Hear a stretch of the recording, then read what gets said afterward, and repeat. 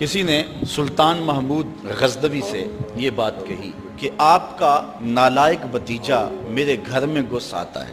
یہ بات کسی بڑھیا نے کہی حضرت سلطان غزنوی سے کہ آپ کا نالائق بھتیجا میرے گھر میں گھس آتا ہے اور میری بیٹی جوان ہے. تو حضرت نے فرمایا جب وہ بدبخت دوبارہ تمہارے گھر میں آئے تو مجھے فوری اطلاع کر دینا. 2-3 دن گزرے، بڑھیا آ گئی، رات کا موقع تھا.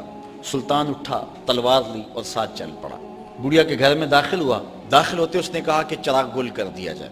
چراغ گل کر دیا گیا تو اس نے جا کے اس نوجوان کی گردن کاٹ دی. پھر اس کے بعد اس نے کہا کہ مجھے پانی دیا جائے. اس نے پانی کا کٹورا دیا، اس نے پانی پیا. پھر کہا اب چراغ جلا دو. جب چراغ جلایا گیا تو اس نے لاش کو دیکھا اور کہا الحمدللہ.